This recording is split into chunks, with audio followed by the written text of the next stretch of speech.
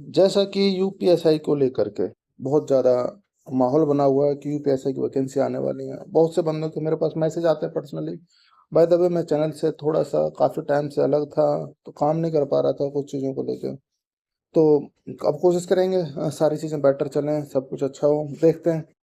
और जो नोटिफिकेशन आने वाला है यूपीएसआई का जल्दी आ जाएगा, उस पर फिर कभी बात कर लेंगे नेक्स्ट वीडियो में या उससे अगली में। तो यहाँ पर यही था, मोटिवेशन नहीं है भैया हमारे पास, सर मोटिवेशन नहीं है, इसके लिए हम क्या करें क्या ना करें। तो इसके रिगार्डिंग थोड़ा सा बताएंगे, मोटिवेशन कहाँ से आएगा आपके पास। मीन्स मोटिवेशन मीन्स आपको अगर सैलरी का जब फिगर देखोगे तो आपको यहाँ ठीक है एक डिसेंट अमाउंट है। अगर ओवरऑल सैलरी देखें, ग्रॉस सैलरी, नेट सैलरी, और किस तरह से सैलरी कैलकुलेट करते हैं एंड किस तरीके से डिडक्शंस होती हैं सैलरी में से, उस सब के बारे में बात करेंगे। जस्ट फॉर मोटिवेशन के लिए वीडियो है। तो आपको मैं यहाँ पर बता दूं कि थोड़ा सा मेरे बारे में है, बस कुछ नहीं।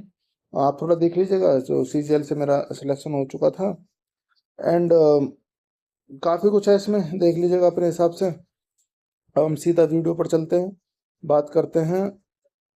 जिससे कि क्योंकि हमारी सैलरी भी आती है तो हम अपने हिसाब से देखते हैं, उसमें सारी चीज़ें कैलकुलेशंस होती हैं, तो एक आइडिया रहता है किस तरह से कैलकुलेशन होती है।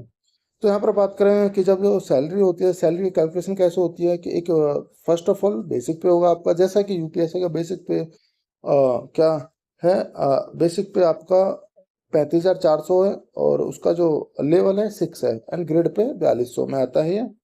और इसमें क्या होता है कि बेसिक पे आपका जो भी होगा उसमें डीएनएस अलाउंस जो आपका अभी फिलहाल 53% चल रहा है, एंड अभी चल रहा है जनवरी 2025 से। उसके बाद ये धीरे धीरे 2% बढ़ सकता है, 3% बढ़ सकता है, जुलाई से काउंट होगा, मीन्स इसी मंथ से। लेकिन वो बाद में अनाउंस होगा, जो गवर्नमेंट बाद में अनाउंस करेगी, 2-3 महीने बाद, सितंबर अक्टूबर में वो अनाउंस करते हैं। एचआरए क्या मिलता है, और ट्रैवलिंग अलाउंस टीए बोलते हैं इसे, अदर अलाउंस क्या क्या मिलते हैं। जबकि इसमें यूपीएससी में अदर अलाउंस काफ़ी धीरे धीरे जैसे समय बीतता जाएगा थोड़े अलाउंस आपके बढ़ते चले जाते हैं, ठीक है ना। इसमें ओवरऑल यहाँ पर ग्रॉस सैलरी बनती है।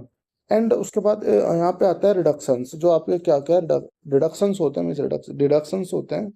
तो उस डिडक्शंस को कैसे कैलकुलेट करते हैं, जैसे एनपीएस का भी कटता है आपका, आपका गवर्नमेंट इंश्योरेंस स्कीम होती है उसमें भी जाता है, और कुछ, सॉरी ये स्कीम है, सीन्स नहीं है, अदर स्कीम्स जैसे कि होती हैं आपकी, बोलें तो आप हेल्थ इंश्योरेंस ले लेते हो, या फिर अदर स्कीम्स होते हैं काफ़ी सारी जो ऑफिस की, मीन्स बोले तो आपके यहाँ पर आपके डिपार्टमेंट में, तो वो ले लेते हैं, तो कुछ 100-200 रुपये वहाँ पर डिडक्शंस हो जाती है। तो ओवरऑल चीज़ों के बारे में हम बात करने वाले हैं यहाँ पर। चलिए हम बात करते हैं सबसे पहले सैलरी कैलकुलेशन। उससे पहले मैं सॉरी उससे पहले नहीं, बाद में आपको मैं सैलरी स्लिप दिखाऊंगा तो लगातार 3 महीने की। देखिए आपका बेसिक पे क्या रहता है, 35,400 जो इनिशियल अमाउंट आपके पास रहेगा, एंड आप उस पर डीए कैलकुलेट करोगे 53%, आपका इतना आएगा 18762, मतलब 18,762 रुपये। और एचआरए की बात करूँ आपको, जो अगर एक्स सिटी होगी तो उसमें 4,040 करीब रुपए इसमें एचआरए मिलता है, मीन्स ऑलमोस्ट कम है लेकिन फिर भी ठीक है। और अगर मैं बात करूँ यहाँ पर जो वाई सिटी और जेड सिटी, वहाँ पर 2,000 और 2,400 और 1,400 के आसपास, मतलब इस रेंज में आ जाए। एक्स के लिए आपका 4,040, 2,400 रुपये आपका वाई सिटी के लिए, एंड जेड सिटी के लिए 1,400 रुपये। एंड अदर अलाउंसेस होते हैं आपके, जैसे कुछ फूड के लिए या फिर कुछ ड्रेस वगैरह के लिए अलाउंसेस मैंने ऑलमोस्ट 2,000 रुपये कम ही लेके चला, मिनिमम लेके चला, मिनिमम नहीं मतलब काफ़ी कम लेके चला हूँ मैं।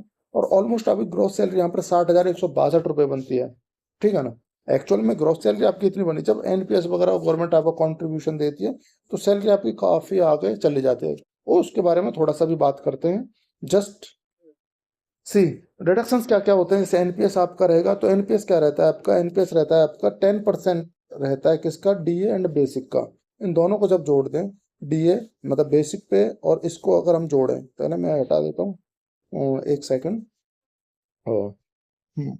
इनको जब जोड़ेंगे और इसका 10% निकालेंगे, वो ऑलमोस्ट कितना आएगा, जो आपका ये दिया हुआ है यहाँ पर 5400, मतलब 54,162-63 आते हैं। तो यहाँ पर 5416 रुपये आपका एनपीएस है। आप काउंट्री कर रहे हो तो अपना नेशनल पेंशन स्कीम में, एंड 14% आपको गवर्नमेंट दे रही है, तो आप लगा लो, आपको अगर ओवर ग्रोस सैलरी देखी जाए 14% तो आपको गवर्नमेंट ही दे रही है, 10% आप काउंट्री कर रहे हो, तो उस हिसाब से आपकी सैलरी कहीं ना कहीं 68,000 के आसपास पहुंच जाती है ग्रोस सैलरी। अगर मैं बात करूं आपकी जो government scheme sorry, government insurance जो स्कीम है उसमें आपके 200 रुपये ऑलमोस्ट कटते हैं, और या 188 या ऐसा सीन भी रहता है, ऐसा करता है। एंड अदर स्कीम्स, जैसे कि आप कुछ हेल्थ इंश्योरेंस वगैरह ले लेते हो स्पेशली, और कुछ अदर मैंने अभी बताया था, कुछ अदर स्कीम्स होती हैं अपने डिपार्टमेंट में, वो कहीं ना कहीं आप ले लेते हैं। तो उसमें मैंने मैक्सिमम 200 रुपये लिया है। तो मैक्सिमम डिडक्शंस में बता दूं, मैक्सिमम ही बता रहा हूँ मैं, 5816 रुपये आपके ये चार्जेस होंगे, मतलब आपके डिडक्शंस इतने होंगे ऑलमोस्ट।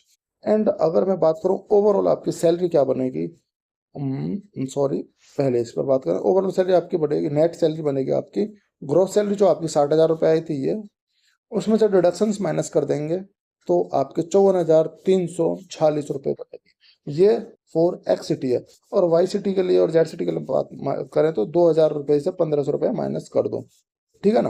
1,500 रुपये माइनस कर दोगे तो ये इस तरीके से कैलकुलेट हो जाएगी वहाँ पर, सॉरी 1,500 रुपये, ठीक।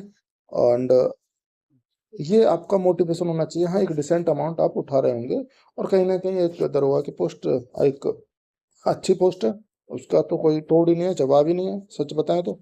और जल्दी वैकेंसी आने वाली है, तो अपने थोड़ा सा इन चीज़ों को लेकर थोड़ा मोटिवेट हो जाओ, नेगेटिव होने की जरूरत नहीं है। अब देखिए थोड़ी सी सैलरी के बारे में बात करते हैं। तो ये मेरठ के एसएसपी ऑफिस का है, वहाँ पर